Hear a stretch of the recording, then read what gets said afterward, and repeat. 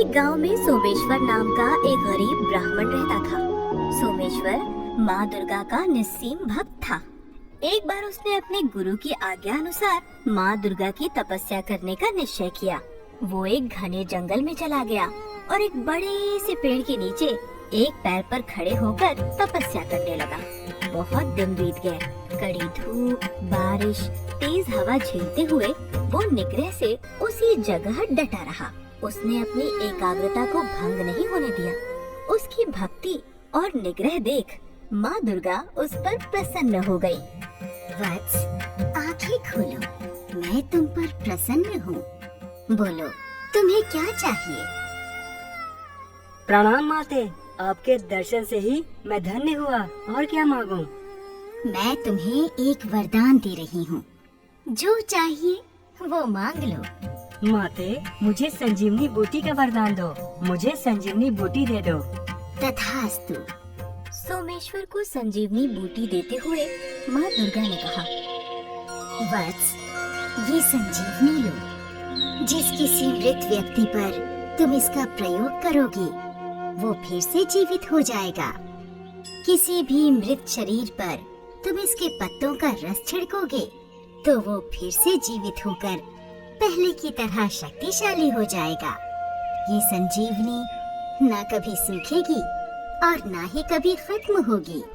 इतना कहते ही माँ दुर्गा गुप्त हो गई। संजीवनी बूटी पाकर सोमेश्वर आनंदित हो उठा और वो अपने गांव की ओर निकल पड़ा। रास्ते में वो सोचने लगा, इस संजीवनी की सहायता से मैं मृत्यु पर विजय प्राप्त कर सकूंगा।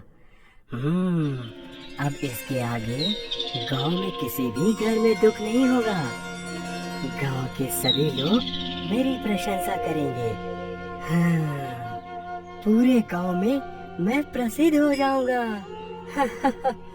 ऐसा भी हो सकता है कि सब लोग मुझे गांव का सरपंच ही बना दे।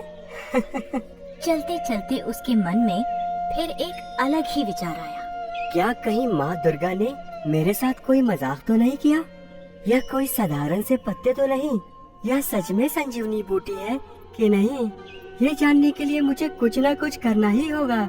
सोमेश्वर इधर उधर देखते हुए कुछ खोजने लगा।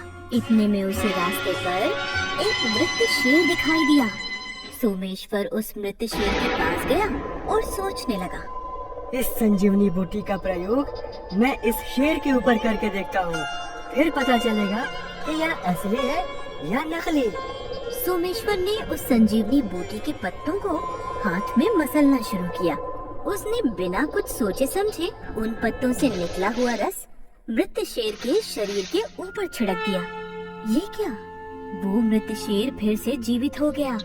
सोमेश्वर तो बहुत खुश हुआ।